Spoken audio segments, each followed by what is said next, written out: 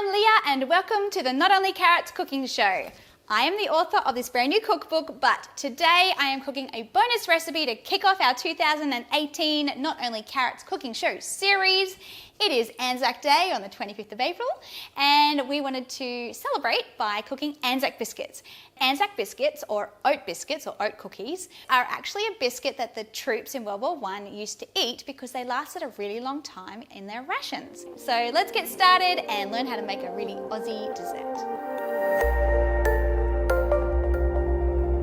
To start off with, you're going to need a pretty big mixing bowl and a wooden spoon, plus a heat-proof jug or a saucepan if you want to do it on the stove instead of the microwave, and a tray, a lined baking tray, and get your oven preheating to 180 degrees fan forced Celsius. Okay, so we'll do 1 cup of stone ground whole wheat flour,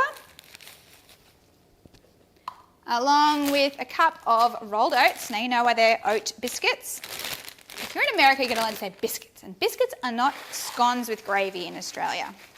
Biscuits are cookies. And 1 cup of desiccated coconut. I like to use rapadura in the place of sugar for this recipe. It is cane juice, but evaporated cane juice, but you can use dark sugar, dark brown sugar if you wish, but it's 3/4 of a cup. And if you use standard sugar, you might need to reduce that a bit because it might be too sweet. Okay, now they're all our dry ingredients. Use the back of your wooden spoon to smush out any of those lumps.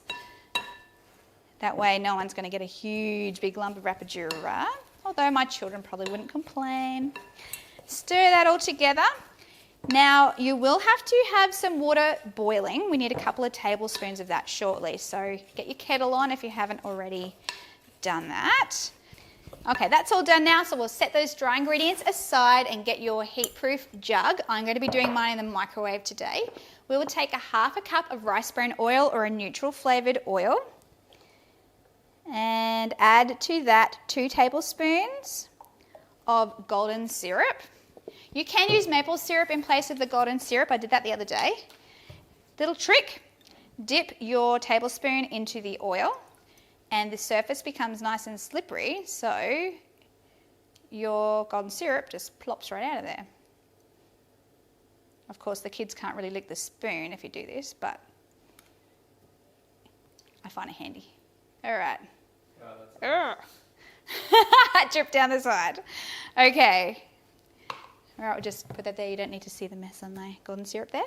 Now what we'll be doing is heating this up in the microwave until it's actually boiling. About a minute on high.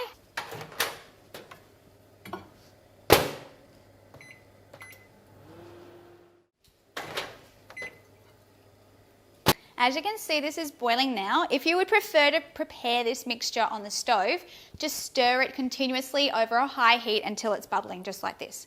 Now what we're going to do is add some ingredients now. We have 1 teaspoon of bicarb along with 2 tablespoons of water, and we're going to mix them up in a mug and then add them to this mixture over the top of here, and it's going to create this explosion. So let's do that.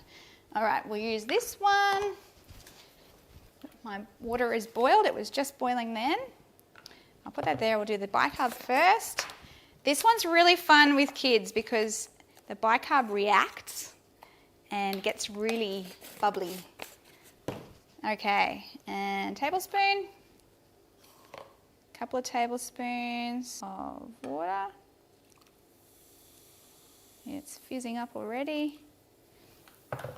Okay, now this has to happen pretty quickly all together. So what I'm going to do is stir together that bicarb just until it's dissolved in there, and it goes in. Woohoo, look at that. Stir it around and straight into your mixture. Get out any leftover bits and stir this through. Do not be tempted, even though hopefully you wouldn't be, don't be tempted to put your hands in there. Then you'll really know you're alive. Wah! All right, so stir that around, and what you want to do is make sure you get every little bit of that flour joined in to your golden syrup mixture. Flour loves to get caught at the bottom of bowls, so turn it over, use the back of your spoon to combine it Now, occasionally you will have to add a tiny bit extra of water because the mixture may not hold together very well. But if you add too much, it's not as nice. So just add it maybe a teaspoon at a time. But we'll see how this holds together today. If we need to add a bit more, we will. Now, you may prefer to wait until that mixture has cooled down a bit to make sure you don't burn yourself, but I'll just test it and it's actually not too bad. Now, what you do need to do, I find, is, I'll clear this away and I'll show you what I do. I have a bowl of water here. I actually wet my hands and it allows that mixture to not stick to my fingers because as you can see, it's already stuck there and that's because the hands were dry. So if you've got your tray here now, we're just going to wet your fingertips like this and get a small amount, depending on how big. The other day we made monster Anzac biscuits, they were huge. But if you get a small amount like this, pop it down and just press it out nice and flat. That's a nice looking Anzac biscuit. If you want it to look even prettier, you can use a fork and do a simple press on top and it leaves 3 cute little lines there. But the good thing with this recipe is you can double it or triple it and they freeze too. And if you want to mix it up, you can even put some chopped dates or some chopped apricots or even some sultanas in these if you wanted to add a fruity element to your Anzac biscuits. If you like apple crumble and you're not bothered making apple crumble, you can actually just get your tinned apple and then break one of these over the top of it and have it with some soy whipped cream. We've got a recipe for that. And it is yummy. How long you cook these for in the oven depends on how chewy or crunchy they are. So 15 minutes if you just want a soft biscuit, 20 if you want it to be nice and chewy, and if you do want it crispier, flatten it out.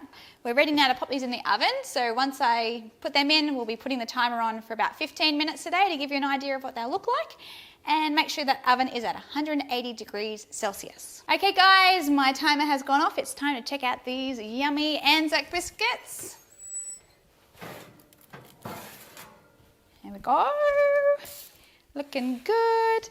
These biscuits, as you can see, they did spread a little bit and I made mine a little bit puffy, so they're nice and chunky.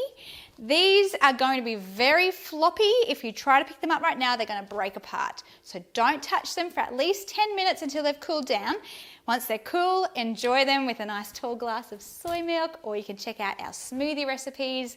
They are yummy and a great small meal if you wanted to have like a little meal at night time with some fruit or something.